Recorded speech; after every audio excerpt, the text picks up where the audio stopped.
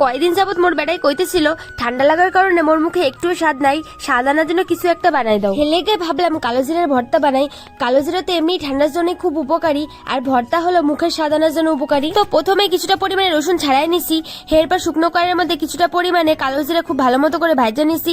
এরপর তেল দিয়ে তার মধ্যে সেই রসুনগুলো দিয়ে লাল লাল করে ভাজা নিয়ে তার মধ্যে দিয়েছি শুকনো মরিচগুলো দিয়ে ভালো করে ভাজা নিয়ে দিয়ে দিচ্ছি কাঁচা মরিচটা দিয়ে খুব ভালো মতো করে ভাজা নিছি।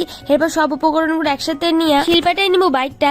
তো প্রথমে কালো জিরাটাকে হালকা মতো করে বাইটটা নিয়ে তার মধ্যে দিয়েছি লঙ্কা রসুনগুলা, সেইগুলোর একটু বাইটটা নিয়ে তার মধ্যে দিয়েছি পরিমাণ মতো নুন দিয়ে খুব ভালো মতো করে মিহি করে বাইটটা নিছি। আপনারা চাইলে মিক্সি ব্যবহার করতে পারেন, তবে মুই শিলপাটায় বাটছি, কারণ শিলপাটায় বাটলে ভর্তার স্বাদ দ্বিগুণ বাইরে যায়। তো দেখো সব উপকরণগুলো আমার খুব ভালো করে মিহি করে বাটা হয়ে গেছে।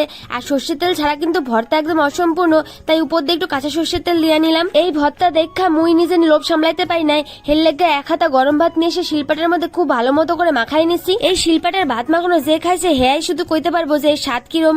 তো প্রথমে দেখো খাওয়াই দিছি মোর বেটারে, হেয়া তো খায় কয় খুব স্বাদ হয়েছে। এরপর মুইও একটু খাই দিলাম, সত্যি অপূর্ব হয়েছিল খাইতে। তোমাকে বেটার মুখে যদি স্বাদ না থাকে এই ভর্তাটা খাওয়া দাও, দেখবা নতুন করে তোমার প্রেমে পড়ে গেছে।